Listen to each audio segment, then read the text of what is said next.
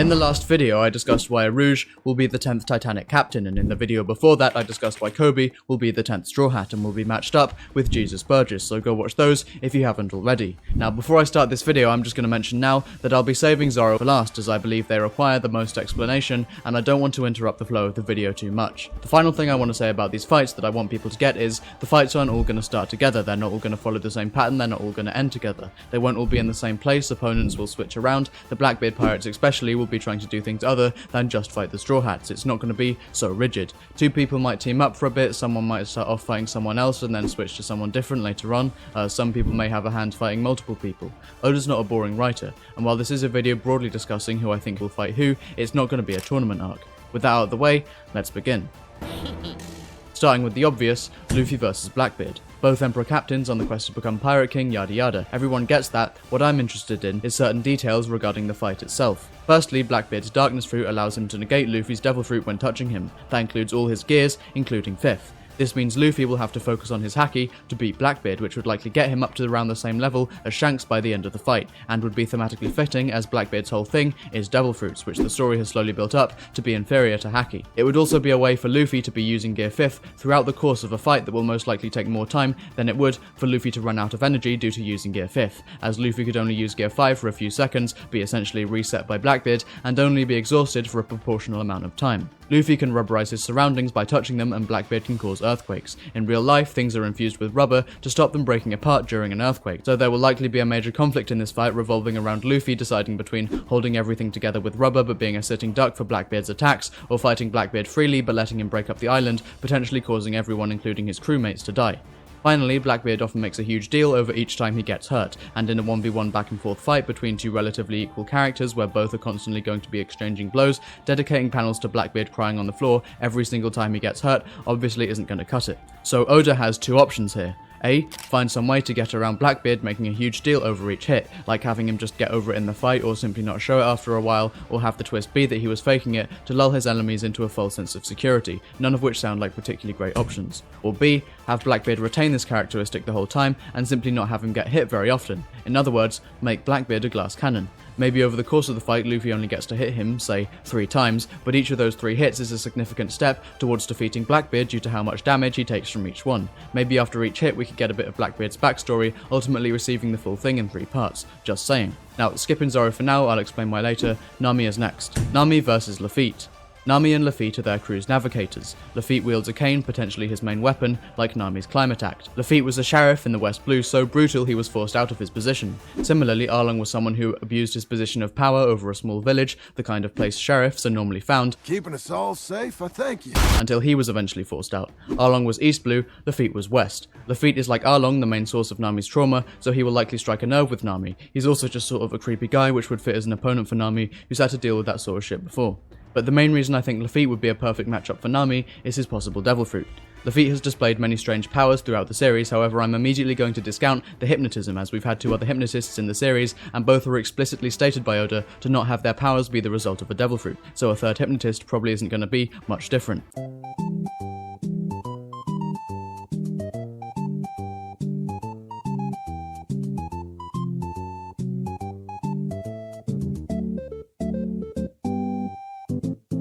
Lafitte snuck into Marijois, undetected by even Mihawk's and Sengoku's powerful observation haki. Him wearing loud tap shoes highlights the absurdity of this. He has wings in a couple panels that don't look like the wings of anything else, so we can assume they're from a Devil Fruit power unique to him. He is lackadaisically seen skipping ahead of the rest of his crew while they're running for their lives, even fit dudes like Jesus Burgess and literal horses, implying he is somehow lighter. In my opinion, these strange abilities are all tied together by one potential Devil Fruit, a Cloud Logia. Lafitte becoming a cloud explains him reaching Marijois undetected. He flies up there without using his loud tap shoes, people at the bottom only see a faint vapor, and people at the top just detect the presence of one of the many clouds around Marijois, as we know Logias are their element. His wings are something he crafted using clouds like Green Bull's Tree Fists or Kizaru's Light Sword, and Lafitte being a cloud explains him being so light, like Kizaru on the Cannonball.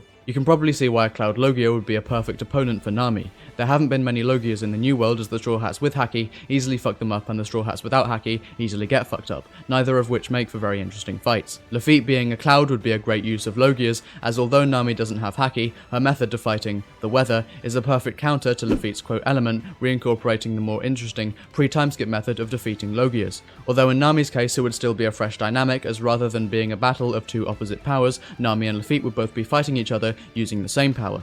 Nami ultimately triumphing in the end due to her more advanced knowledge of the weather, and her beating Lafitte would simply be the most challenging version of conquering the antagonistic weather of the Grand Line, something she does every day. It's for this reason that I think there's a high possibility that this fight will actually take place aboard the Thousand Sunny itself. Perhaps the ship has been taken away to protect it from Blackbeard's earthquakes. This would in turn allow Lafitte to do the most with his weather abilities. There's a lot of individual beats in the fight that one could imagine, like Nami firing lightning at Lafitte, and Lafitte simply absorbing it and becoming a thundercloud to use back at her. Lafitte revealing he's immune to Nami's lightning could mirror the scene in Skypiea where Nami was shocked by Luffy's immunity to lightning. Lafitte controlling the atmosphere around Nami, combined with his hypnotism ability, could lead to Lafitte using some form of mirage tempo, and so on. Nami could possibly expand on her ability to, quote, feel the weather in her bones, which to me sounds like observation haki. Nami's main source of power is currently a cloud, one she must increase the power of and convince to stay with her by producing tasty cloud balls, something Lafitte with full control over clouds may be able to do better, possibly leading to Lafitte swaying Zeus to his side to then use against Nami the same way Nami swayed Zeus to her side to use against Big Mum. But it goes deeper than that. Nami is shown to be very kind towards children, which Zeus is personified as. Meanwhile, Lafitte is said to be especially cruel to the people he has ownership of. It's possible that once in Lafitte's hands, he would also be cruel to Zeus, thus completing both Zeus's arcs of gaining true free will and also of fully coming to Nami's side, when he betrays Lafitte and returns to Nami, now dedicating his full loyalty and full strength to Nami due to truly liking her as a person and not because of surface level pleasures like the cloud balls, which Nami would now no longer need to use on him. I'm honestly hyped for this fight if I'm right about Lafitte's fruit, and if this is going to be Nami's toughest battle, that means she's probably going to get very hurt by Lafitte, and between that and Lafitte potentially being so awful to Zeus that he ends up running back to Nami of all people, I'm betting you now that Lafitte is going to end up being one of the most hated characters by the time the series ends. Remember this in 3 years, and to be honest, he gives me Umbridge vibes already. Usopp versus Van Augur. They're both snipers. Usopp's bullets can only move at a finite speed, and Van Augur's warp power allows him to dodge them at an infinite speed, meaning the only way Usopp would be able to connect his bullets with Van Augur is by knowing where Van Augur is going to teleport to ahead of time, i.e. by expanding on the observation haki he learned in Dressrosa. The Red Hair Pirates are said to be able to not only cope projectiles they shoot with haki, but also use their observation haki to cancel other people's observation haki. Maybe Usopp could learn both of these things in the fight as well, thus allowing him to live up to his father Yasopp. Sanji versus Shiryu of the Rain. Now, I know a lot of you are probably going to be screaming that Zoro has to fight Shiryu, and you know, that's fine, not everyone has to be right all the time. And so, in addition to proving why Sanji will fight Shiryu, I'll also be explaining why he'd be a better matchup than Zoro. In terms of connections between Zoro and Shiryu, they're both swordsmen. Zoro was introduced jailed and Shiryu was a jailer, and they're seemingly both the number 2s of their crews. That's where it ends, however, and even those are pretty rubbish. Sanji's also fought swordsmen before, specifically Koby, which was in the same fight that foreshadowed first elements of Luffy vs Blackbeard. Sanji was also jailed, much more similarly to the kind of jailing Shiryu was doing, and which had a far greater effect on him, and there's nothing to indicate that Shiryu is actually the number 2 of the Blackbeard Pirates. Oda clarified that people are only placed on this cover page, quote, as he sees fit, evidenced by Beppo and Katakuri, who aren't their crew's official number 2s, also being on here. Shiryu could only be on here to cover up a twist like, say, Kuzan, who is a better candidate for second strongest. Shiryu isn't the vice captain, first mate, first crewmate recruited, first division commander, or even necessarily the second strongest. Speaking of power scaling, Shiryu doesn't really match Zoro. Luffy's and Zoro's fights in an arc are always the same diff. Luffy versus Blackbeard will be high diff, Zoro versus his Blackbeard opponent will be high diff. Zoro's ACOG means Zoro's big future opponents must have ACOG as well, not just to match Zoro in power, but also not to give Zoro a higher status narratively, thereby decreasing the stakes from the start. Shiryu isn't a conqueror. It isn't confirmed what does make a conqueror, but we can guess based on what a king is and what confirmed conquerors also have. Desiring to be the strongest is a clear sign of a king, the most powerful status, and every conqueror shares this trait. And in One Piece, fighting strong people directly correlates to the rate of one's own growth as a fighter. However, Shiryu's only ambition is to kill defenseless weaklings, not anyone remotely strong, therefore no desire to get stronger, therefore not a conqueror. Shiryu is more willing than most to switch organisations, happily switching from the world government to Blackbeard and then from Blackbeard should he fail, showing that he's not fighting for any ideological principles, something that a king of a country needs and that every conqueror, even the scummiest ones, do have. His only real feat is being Warden of Impel Down, but that's not great. The only other person to have that role is Magellan. Sure, he's meant to be stronger than the people locked up there, but the actual top tiers aren't going to be put in Impel Down in the first place. Even Ace and Jinbe weren't in there for normal reasons, and the strongest guys we've ever seen actually be in Impel Down were some tertiary Yonko commanders, of which Shiryu himself is now in the same rank. And it's not even like the Warden can defeat everyone trying to escape Impel Down, because the one time we saw Magellan try, he failed.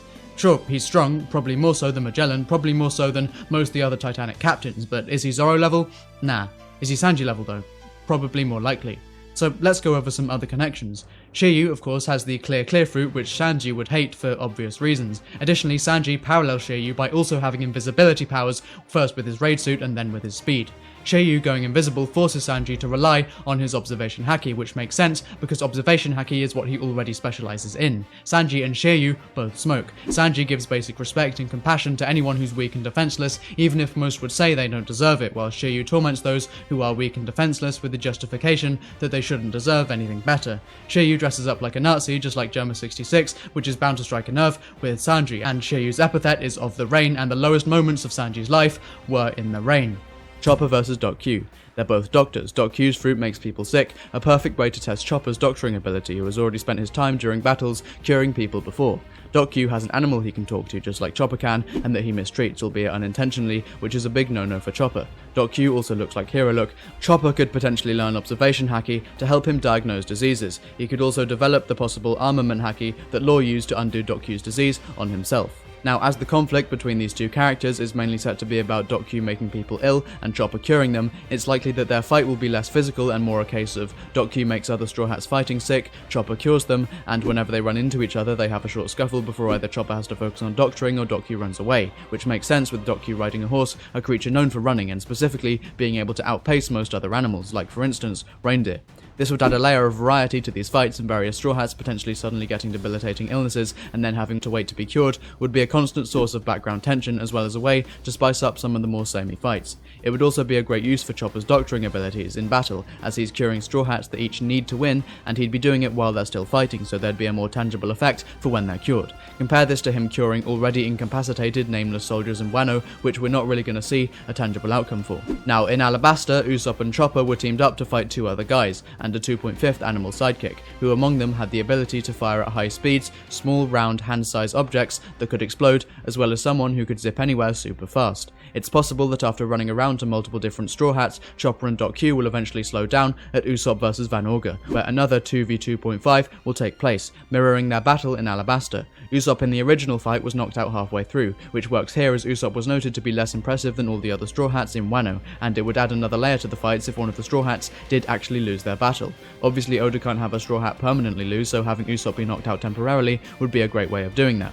This would lead Chopper to fight both Van Augur and Doc Q at once, which works as Doc Q doesn't seem to be particularly impressive on his own, and his main threat thus far came from the illnesses he gave other people. This would allow Van Augur to fire Doc Q's explosive apples through his suspiciously apple-sized gun at a much faster speed and more accurately than before. I also expect Chopper to awaken his fruit in this fight, as this fight will be the most tailored to him, and the only other main battle left is the final war against the world government, where the Straw Hats are going to need to show off their endgame abilities from minute one. So what would Chopper's awakening look like? Well, we've seen the awakening of one other human fruit in the series. Before Luffy's awakened form, he was able to go beyond the standard 3 transformations of a Zoan fruit, just like Chopper, and after he awakened, he not only gained a new form, but this new form gave him the freedom to do all the things his previous forms could do, and more. I expect Chopper's awakening, therefore, would look similar, a new form that allows him to do all the things his previous form could do, and more. Rather than just having to switch between forms for various different strengths, he now has the freedom to put focus on his brain and his horns and his jumping, and whatever else, all at the same time, gaining complete control over his shape like a true Wendigo, like a true monster. But here's the best part. This could finally be what allows Chopper to achieve his dream of becoming a doctor that can cure anything. If he knows everything there is to know about how to fix a body and now has full control over his own anatomy, does that not mean he can then be a doctor that can cure anything? Just on himself. Oh, and then also use that to cure other people. Like, think about it, if Doc Q gives him, say, diabetes, then Chopper can just give himself big-ass insulin glands, and then take that insulin and give it to Usopp, who's just been given the same ailment. It's perfect. Chopper the entire time was actually working towards his dream of becoming the ultimate doctor, not by improving his actual doctoring skills, but by improving the thing we've actually seen him work on to improve throughout the series, his various forms. And as he finally becomes a doctor who can cure any disease, he is able to beat the man who can grant any disease, being represented visually by Chopper physically defeating the embodiment of death. Robin vs Catarina Devon. Devon is known for killing beautiful women, so she'll probably go against a woman. It's true that Nami is objectively within the series the one often referred to as a model, a mermaid princess, etc. However, it could just be that Catarina Devon starts off wanting to fight Nami, and maybe it does so for a bit, until it changes to Robin shortly in. Remember what I said about the fights being more dynamic than most people probably think.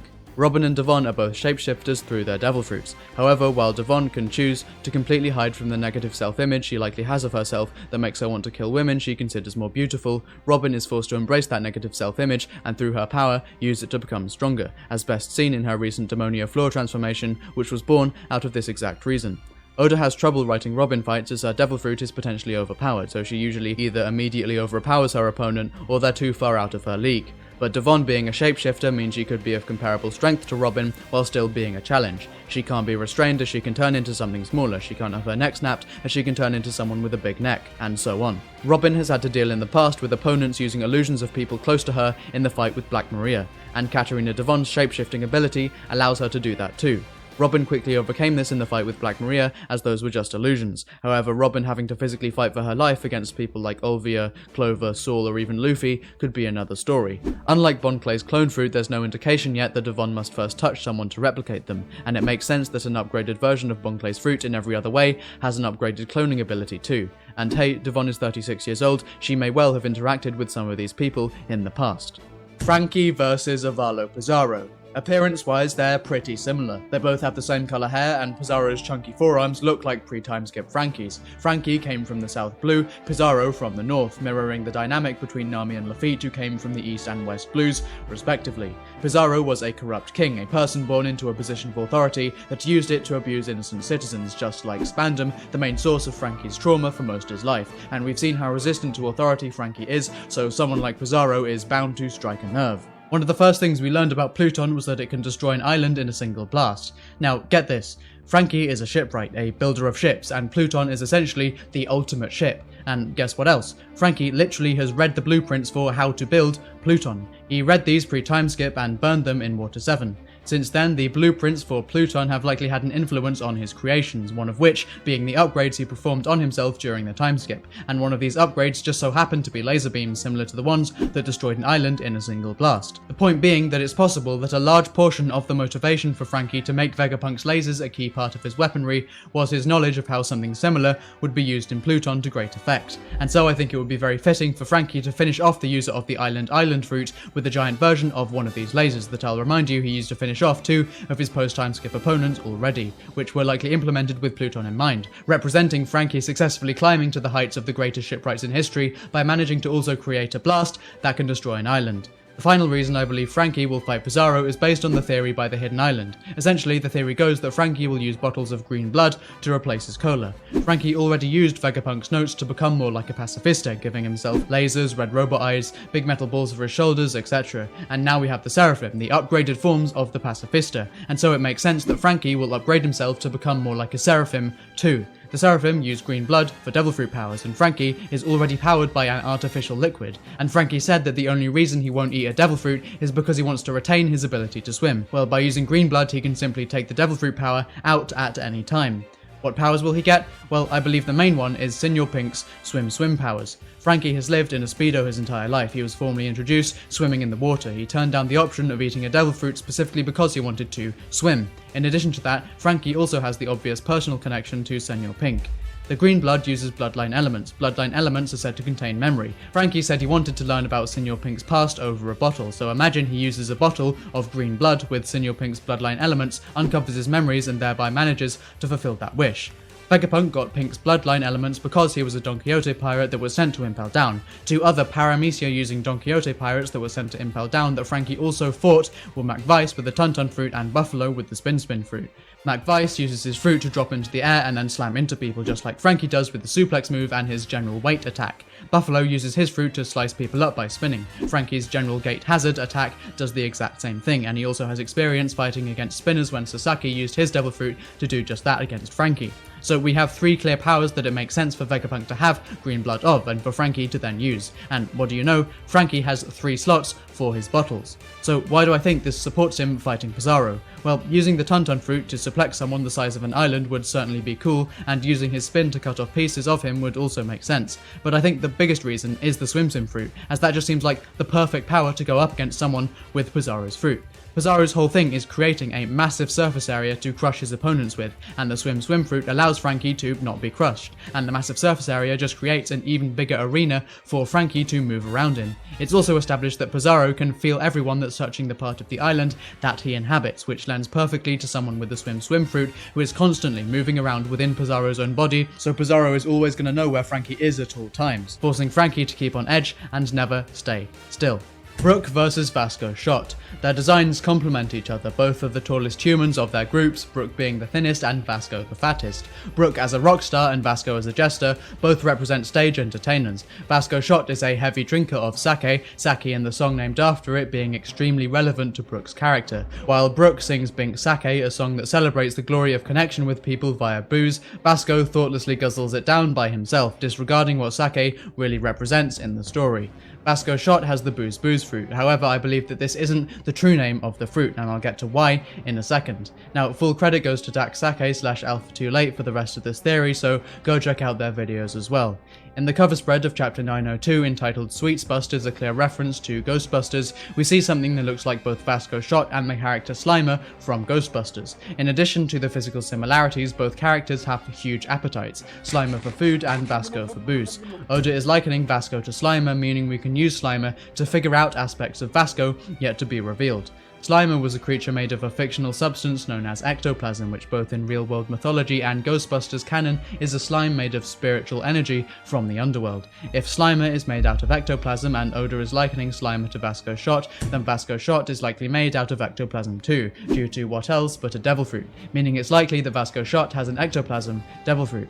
This would make him a perfect matchup for Brook, as Brook's devil fruit power also gives him control over a green supernatural energy from the underworld, meaning the pair would both use the same power, Brook's being limited to just his own spiritual energy, while the ectoplasm devil fruit can assumedly manipulate ectoplasm as a whole, meaning Vasco could directly attack Brook's spirit, which is normally his one crutch, and Brook would have to overcome essentially a better version of his fruit, much like Luffy and Katakuri. But wait, there's more. In One Piece there exists a story of a green slimy monster known as Slime. The name and appearance connects Slime to Slimer, which in turn connects Slime to Vasco. Slime attacks women and dissolves their clothes with acid, leaving only their skin. This connects to Vasco, who is often shown to be creepy towards women. Brook was the one to tell the story, further connecting him to Slime, and he told the story after mistaking it for Smiley in Punk Hazard, a place Brook said looked like the underworld, further connecting Slime and the underworld, reflecting Slime's ectoplasm powers. This creature exists as a story within One Piece, meaning that if there were a devil fruit based off it, it would be a mythical zone, which are based off fictional creatures, meaning that Vasco's fruit is not simply the ectoplasm fruit, but the mythical zoan fruit model slime. The trend with mythical zoans is normally real animal model fictional animal. My best guess for the real animal is a jellyfish. Jellyfish are mostly made of a plasmic substance, they carry a sting like Slime's acid, and their wavy design reflects slimy Vasco's lip here. In other words, just like Luffy's Gum Gum fruit was really the mythical zoan type human fruit model Nika, I believe Vasco's Booze fruit is really the mythical zoan type jellyfish fruit model slime. This would make him perfect for Brook, as Brook being a skeleton has no skin for Vasco to reveal, meaning Vasco can't take sick pleasure out of revealing someone's skin. However, Vasco's acid would specifically remove the fiber outer layers of Brook, including his afro. Finally, Brook and Vasco are both perverts, with Brook wanting to see panties and Vasco specifically being able to remove them. So why would the fruit go by a false name? Well, let's look at the one other example of this we have in the story so far, the aforementioned Nika fruit. The world government renamed the Nika fruit to the Gum Gum fruit so people wouldn't realise its true power and reawaken Joy Boy, which would threaten the world government. Assumedly, the same reason applies to the slime fruit. The world government changed its name so people wouldn't realise its true power, which would threaten the world government.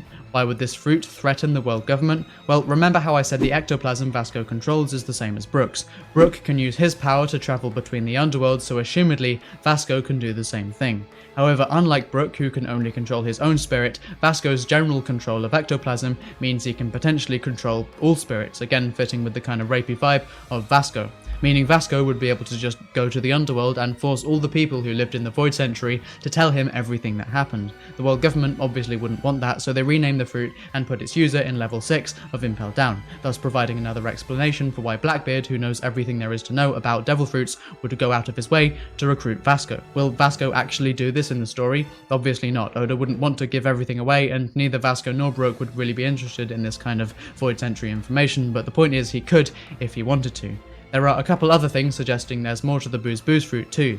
The Booze Booze fruit is so far the only one where the power isn't demonstrated along with the name drop, perhaps implying that Oda wants to hold off on revealing the true nature of the power for the sake of a future twist. And as we get this name drop, Vasco Shot rides a bubble of San Juan Wolf's bright green snot, just like bright green ectoplasm, a possible foreshadowing to Vasco's true power. How would something that looks like this pass off as a booze fruit? Well, booze is an alcohol and alcohol is an acid, and it's not like mythical zoans need to transform to use their secondary power. Kaido's flame clouds, Marco's healing, and Devon's shapeshifting can all be done in human form.